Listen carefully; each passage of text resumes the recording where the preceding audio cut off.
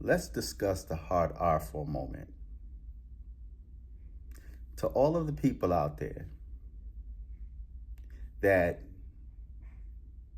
want to use that word, that question, why can't you use that word? Out of all the words in your vocabulary, out of all the words in the English dictionary, why is it that it's that one word that you want to use against foundational Black Americans? What exactly is it about that word? It's gotta mean something more than what we were told. We were told ignorant, without knowledge. If that was the case, why not just say you're ignorant? Why do you have to use the hard R to express yourself to the point where you protest to be able to use that word? What was it about that particular word that made even the slave master choose that word to use against foundational Black Americans? I recall this white woman called an African woman the hard R. And the African woman responded and says, "I'm not Black American." So what made her think it was just a Black American word? But the white woman continued to call her the hard R. But the African woman didn't feel it was her. It doesn't really have an effect on them because they didn't experience the experience of foundational Black American ancestors, even to this very day. So what is it about that word to the point where even back in history, they referred to the women, foundational Black American women, as a negress or nigra. And they referred to the Black American child as a niglet. But overall, to them, we were all the hard R.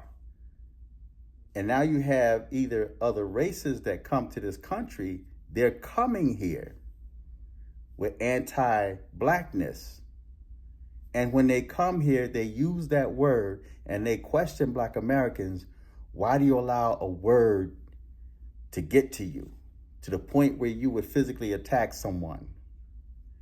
Well, that word, it carries a lot of spiritual energy. That word represents what was done to foundational Black Americans and the ancestors.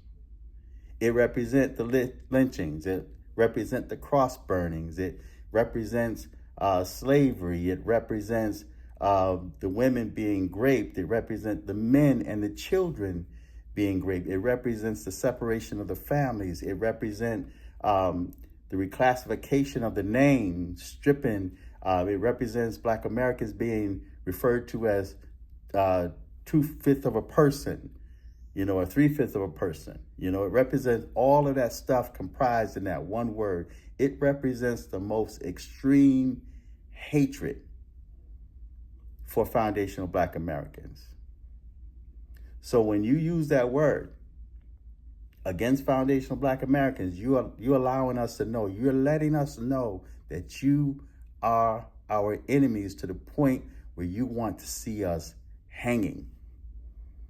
That's what that word represents.